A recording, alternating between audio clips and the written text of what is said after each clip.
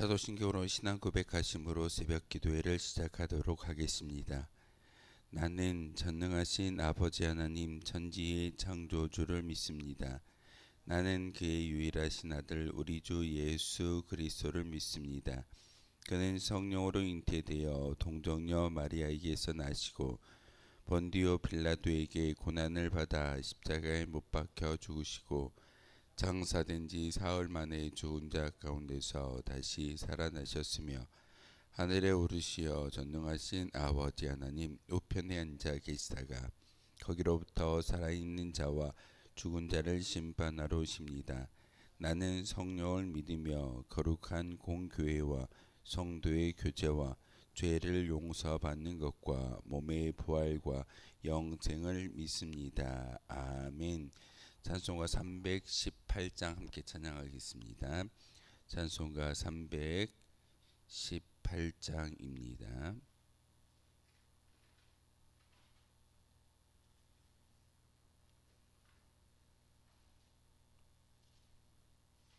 찬송가 318장입니다.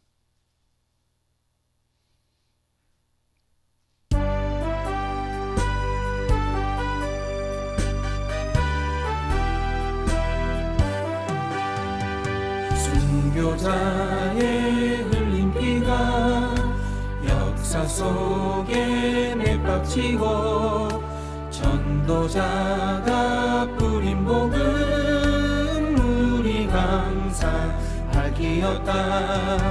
초대교회 귀한 믿음 이어받아 충성하고 선진들의 값진 희생 열매 맺어 보답하자.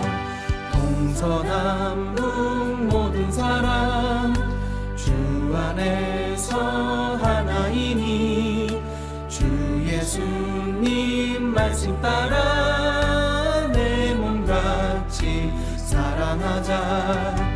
금수강산 방방곡곡 복음으로 꽃 피우며 땅끝까지 복된 소식 널리 널리 전파하자. 성부 성자 성령님께 할렐루야 찬송하며 말씀으로 인도받아 승리하는 삶을 살리.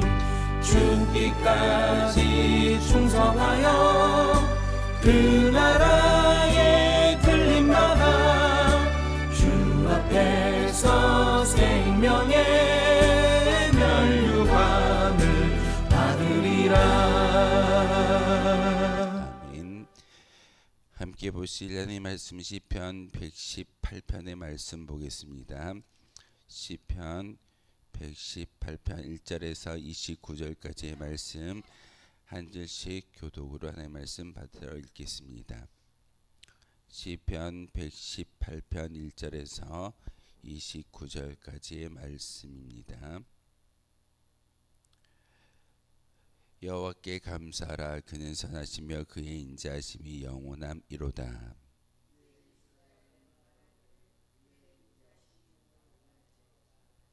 이제 아론의 집은 말하기를 그의 인자심이 영원하다 할지로다.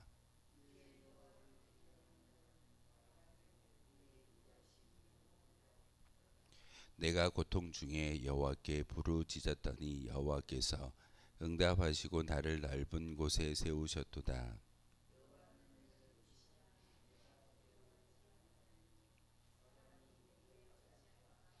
여호와께서 내 편이 되사 나를 돕는 자들 중에 계시니 그러므로 나를 미워하는 자들에게 보응하시는 것을 내가 보리로다.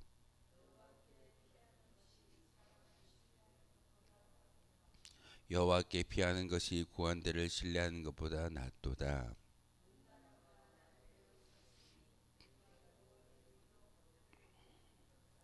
그들이 나를 애워싸고 애워쌌으니 내가 여호와의 이름으로 그들을 끊으리로다.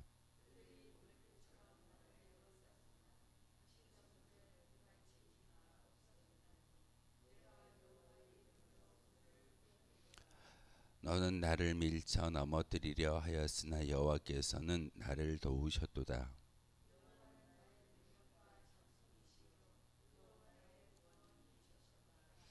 의인들의 장막에는 기쁜 소리 구원의 소리가 있으며 여호와의 오른손이 권능을 베푸시며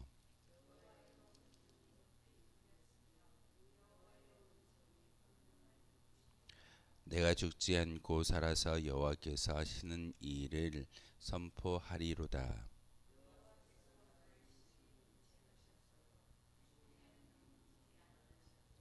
내게 의의 문들을 열지어다. 내가 그리로 들어가서 여호와께 감사하리로다.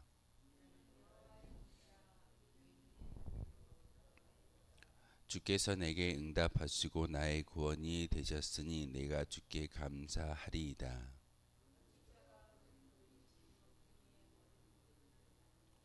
이는 여호와께서 행하신 것이요 우리 눈에 기이한 바로다.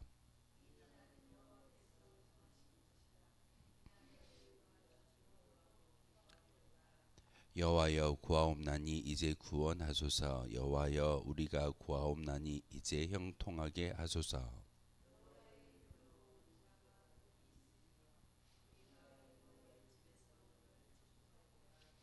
여호와는 하나님이시라. 그가 우리에게 빛을 비추셨으니 밧줄로 절기 제물을 제단불에 맬지어다.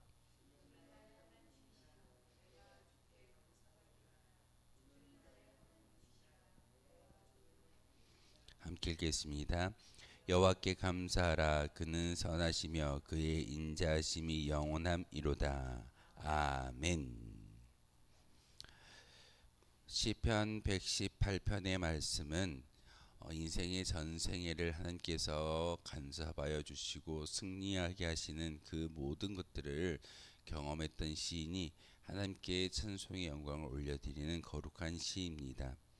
말씀해 보시면 여호와께 감사하라. 그는 선하시며 그의 인자하심이 영원함이로다 라고 고백하는 시인의 고백은 자기 인생에 하나님께서 개입하여 주시고 그리고 의인의 반열에 들게 하셨던 하나님의 역사를 친히 경험했던 시인이 하나님께 감사와 찬미의 제사를 올려드리는 그런 시이면서 특별히 이스라엘 모든 백성들에게 하나님을 찬송해야 될 이유가 무엇인지를 분명하게 보여줌으로써 그들이 단지 예루살렘 도성에 올라와서 제사를 드리고 피를 제단불에 바름으로써 끝나는 것이 아니라 너희들을 구원하실 하나님이 바로 여기에 계신다라는 것을 다시 한번 그의 인생을 들어서 찬송과 감사의 조건을 많은 사람들에게 증거하는 시가 바로 시편 118편의 이야기입니다.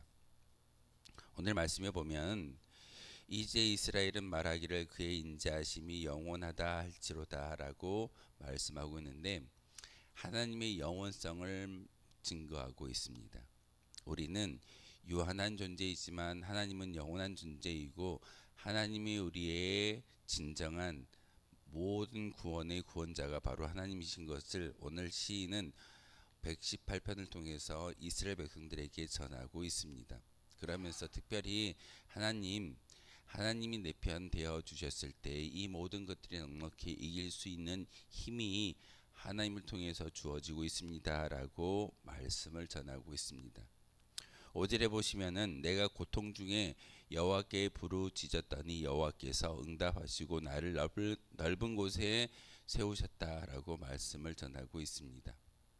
우리는 힘들고 고통 중에 하나님께 기도할 수 있는 특권을 주셨던 하나님의 거룩한 백성입니다.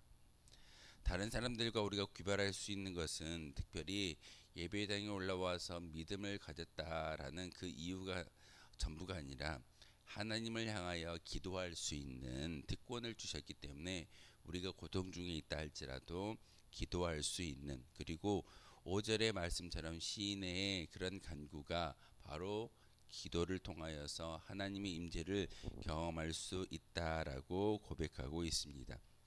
그러면서 고통 중에 내가 기도했더니 하나님이 내 편 되어 주셨습니다 라고 6절과 7절의 말씀을 통해서 우리에게 전하고 있습니다. 하나님, 제가 기도할 때 나의 편이 되어 주십시오. 세상의 고관들을 의지하는 것보다, 물질을 의지하는 것보다 하나님이 내 편 되어 주셨을 때 넉넉히, 어찌 보면 이 세상의 모든 것들을 이겨낼 수 있는 힘은 바로 하나님께 있습니다 라고 고백하는 것이 시인의 고백입니다. 그러면서 6절과 7절을 통해서 하나님 내 편이 되어 주시기만 한다면 바로 8절과 9절의 말씀처럼 우리는 살아갈 수 있습니다 라고 고백하는 것이 시인의 고백입니다. 하나님이 내 편 되어 주셨을 때 하나님께 피하는 것이 사람을 신뢰하는 것보다, 고관들을 신뢰하는 것보다 더 낫다라고 고백하는 것이 시인의 고백입니다. 사람을 의지하거나 고관들을 의지하는 것은 사실 세상의 기준입니다. 든든한 후견이 있어야 되고 든든한 백이 있어야지만 이 세상에서 넉넉히 이겨낼 수 있다라고 이야기하지만, 사실 하나님이 내 편 되어 주시고 우리 편 되어 주시면 이 모든 것들을 신뢰하는 것보다 하나님을 신뢰하는 것이 더 낫다라는 것을 우리가 경험할 수 있게 됩니다. 그러면서 많은 것들이 나를 애워싼다 할지라도 이것을 넉넉히 끊어낼 수 있는 것은 나의 힘이 아니라 바로 하나님께서 이 모든 것들을 끊어낼 수 있는 힘을 주신다라고 말씀을 전하고 있습니다. 10절과 11절 그리고 12절의 말씀을 통해서 많은 것들이, 많은 고통이, 심지어는 환난과 시련과 역경이 나를 애워싼다 할지라도 이것을 끊어낼 수 있는 것은 바로 하나님이 내 편 되어 주시고 하나님으로 인하여서 이 모든 것들을 끊어낼 수 있다라고 오늘 시인은 말씀을 통하여, 이 시편을 통하여 우리에게 전하고 있습니다.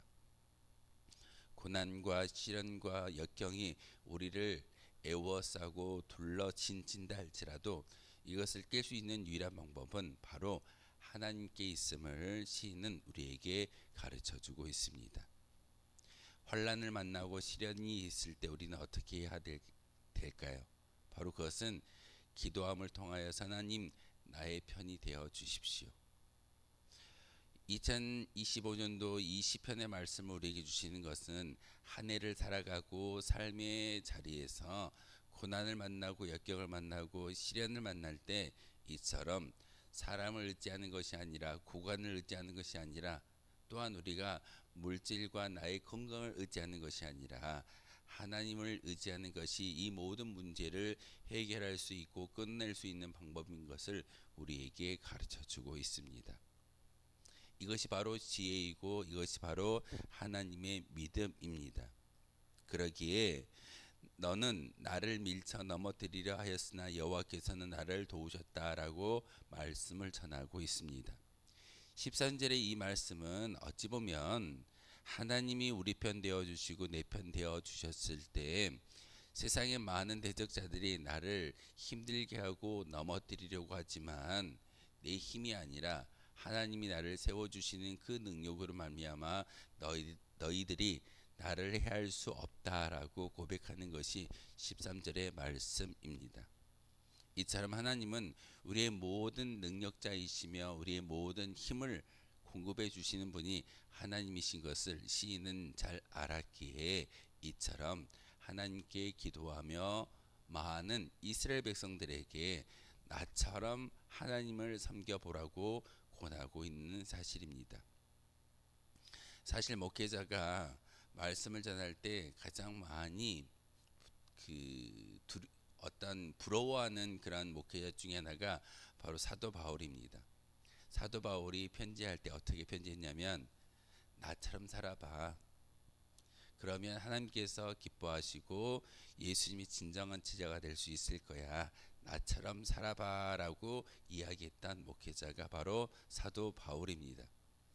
근데 이 세계에, 우리 한국 땅에 과연 몇 명이나 목회자 중에 나처럼, 우리처럼 저처럼 사십시오라고 말할 수 있는 목회자가 과연 몇 명이나 있을까요?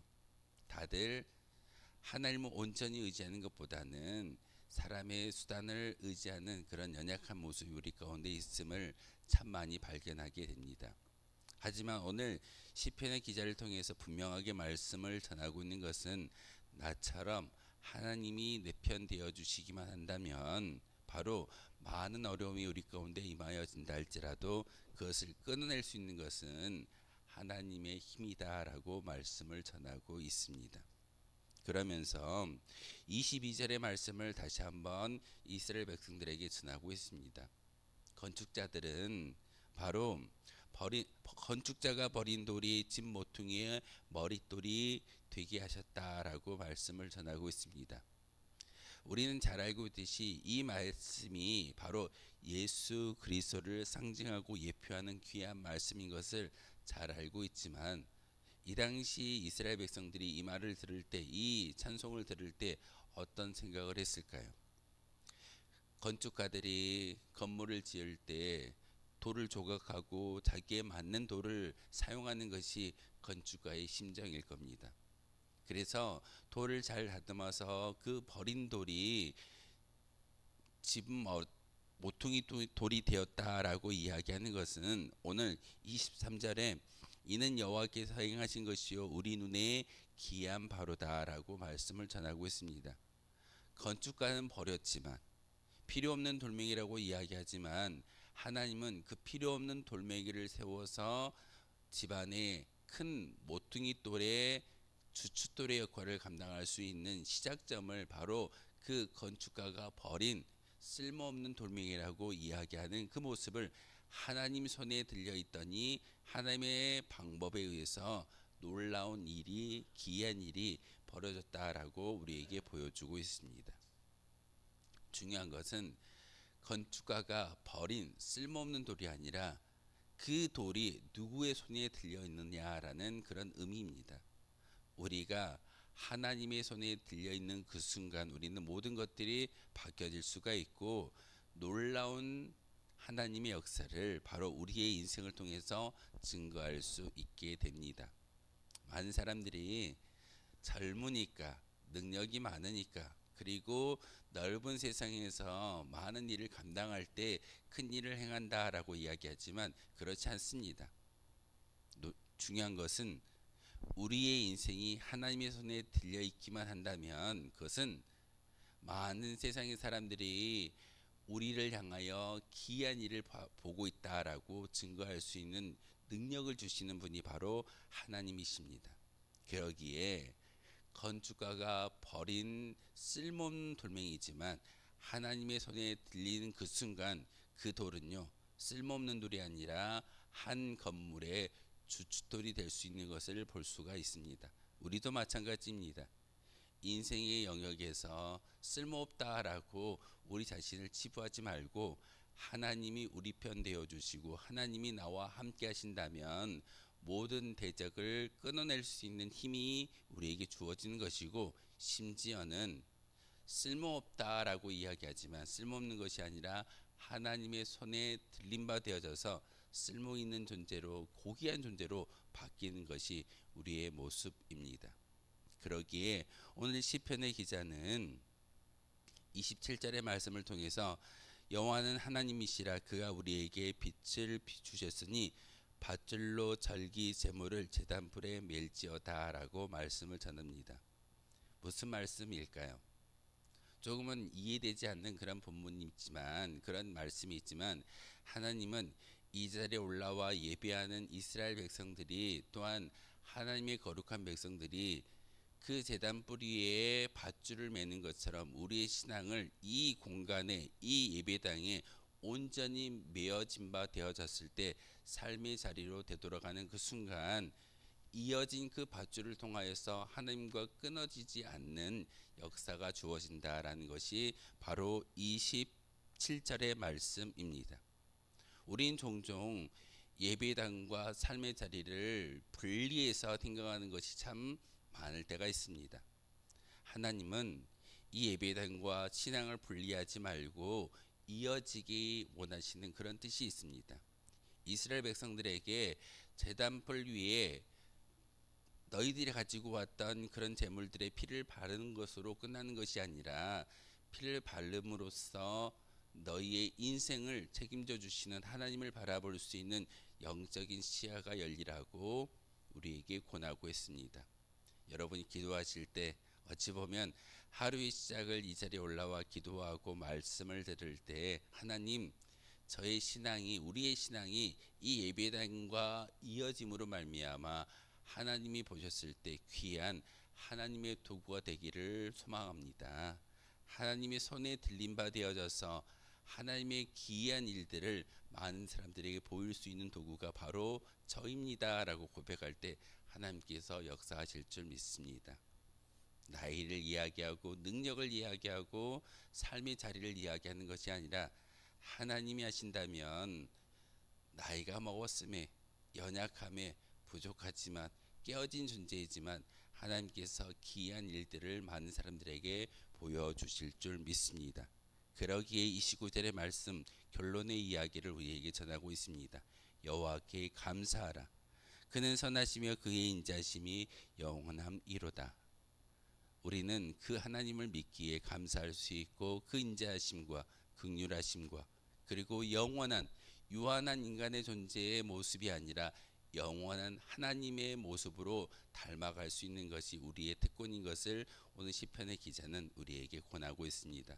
오늘 하루의 삶을 통해서 이와 같은 하나님을 증거할 수 있는 저와 여러분 되어 주시기를 주님의 이름으로 소망하겠습니다. 기도하겠습니다. 거룩하신 주님, 참으로 감사를 드립니다. 오늘도 귀한 말씀을 통하여서 하나님께 피하는 것이 사람을 신뢰하는 것보다, 고관들을 신뢰하는 것보다 낫다라고 고백하고 있는 시인의 찬송처럼 우리가 하나님께 피할 수 있는 믿음의 고백이 있게 도와주시옵소서.